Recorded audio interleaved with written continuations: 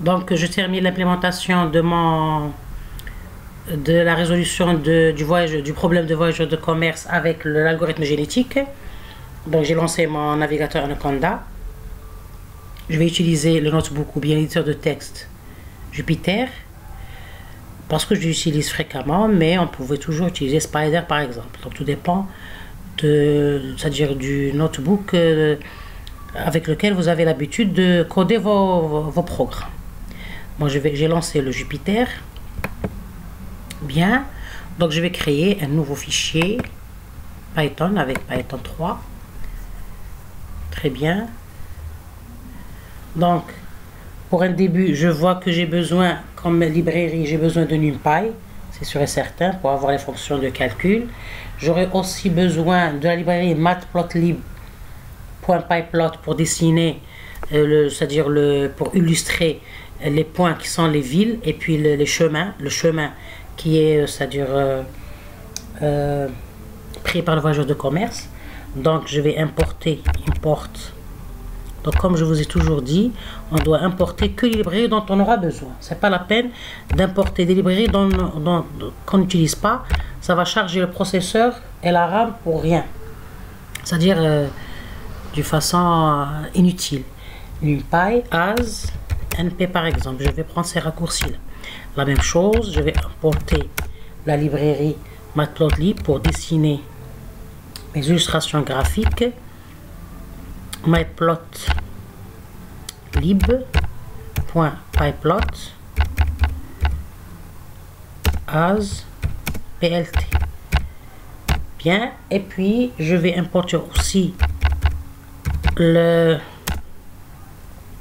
module random parce que je vais générer aléatoirement les coordonnées des points villes, comme on a vu dans le problème du recueil simulé ou bien dans l'algorithme du recueil simulé, c'est-à-dire je vais dessiner la ville par des points, par ses coordonnées qui sont l'abscisse et l'ordonnée, ou bien la longitude et la latitude, avec c'est-à-dire comment dirais-je, la terminologie cartographique comme Google Maps par exemple, random as RD par exemple.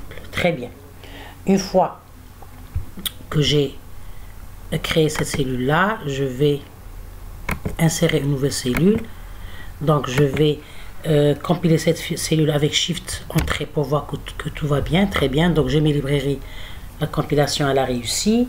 Maintenant je vais commencer à programmer mes paramètres. Je vais revoir qu'est-ce que j'ai comme paramètre, le nombre de villes n égale à 5, c'est-à-dire la dimension de la population initiale m égale à 10, donc j'ai 10 chromosomes. Le chromosome c'est un chemin, ok, avec n gènes. Bien, donc je vais prendre ici, on voit qu'il y a une erreur, c'est matplotlib, vous voyez, matplotlib, vous voyez, non module name matplotlib, donc j'avais une erreur ici orthographique, donc j'avais une erreur de compilation, donc c'est matplotlib. Je vais refaire la compilation, donc très bien. Il n'y a pas d'erreur, il est encore en train de compiler, donc j'arrête, c'est-à-dire d'interpréter plutôt. Donc j'attends, très bien, il n'y a pas de problème. Donc je vais déclarer une première variable n égale à 5. Donc commentaire n égale à 5, c'est le nombre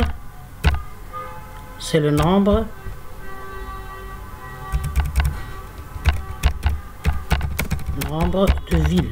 Ok, très bien. Puis m égale à, je vais prendre 10 par exemple. Donc comme commentaire, c'est la dimension, je peux dire ça, c'est la dimension de la population. C'est-à-dire chaque population, elle a 10 chromosomes, bien 10 individus. Très bien. Je vais prendre, puisque c'est un algorithme itératif, donc j'ai besoin du compteur de la boucle, je vais prendre k égale à 0. C'est le compteur de la boucle. J'ai besoin d'un compteur de boucle. Donc un compteur de boucle. Très bien. Puis je vais prendre, puisque je vais dans ma conception, la population c'est un ensemble d'individus. Chaque individu c'est un chromosome avec 10 gènes. Donc je préfère prendre et j'ai 10 individus. Donc j'ai chaque chromosome il a 5 gènes et j'ai 10 chromosomes de 5 gènes. Donc je préfère utiliser la structure de matrice. Donc je vais déclarer la population. Je vais nommer population comme étant c'est-à-dire une matrice. Donc égal, je vais initialiser ma matrice. Très bien, avec 2 crochets. Bien, donc j'ai déclaré ma matrice. Maintenant, je vais déterminer, donc je vais faire ici un commentaire. Je vais déterminer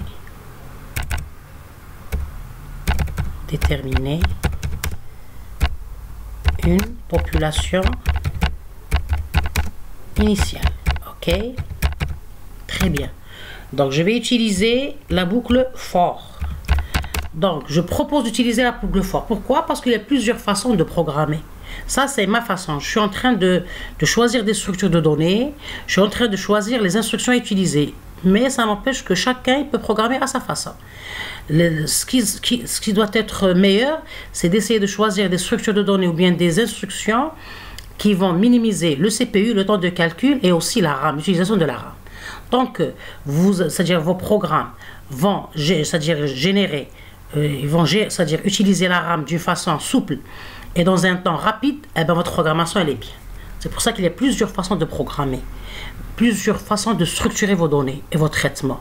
Mais le choix des bonnes structures et des bonnes instructions, c'est ça la force d'un bon programmeur.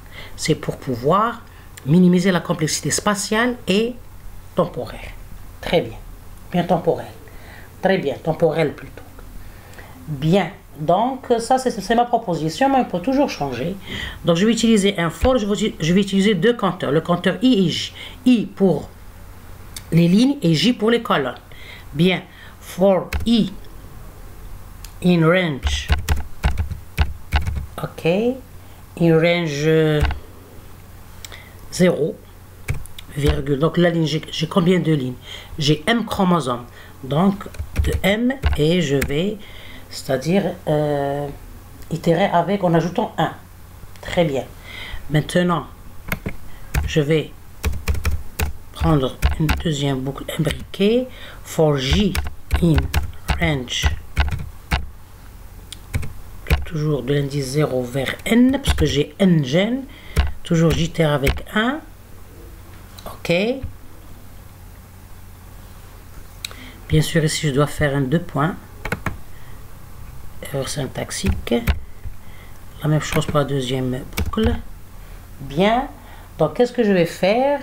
Je vais déterminer les éléments de la population. Donc, population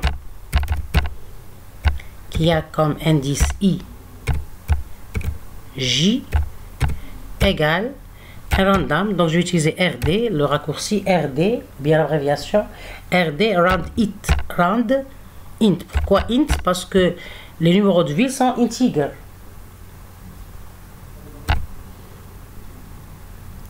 Donc 0, de 0 à n-1. Je vais prendre le numéro 0 comme numéro de ville. Bien. Bien. Donc normalement, c'est bon. Donc il me reste à déterminer ou bien à initialiser ma matrice. Donc c'est population. Point. En utilisant bien sûr la fonction append qui ajoute un élément à la matrice. Donc c'est 0 fois le nombre de colonnes, c'est n. Très bien. Une fois que j'ai déterminé les éléments de la population, c'est-à-dire qui sont les chromosomes, d'une façon, c'est-à-dire les éléments de la matrice qui sont les chromosomes de la population. Donc je vais faire un print population.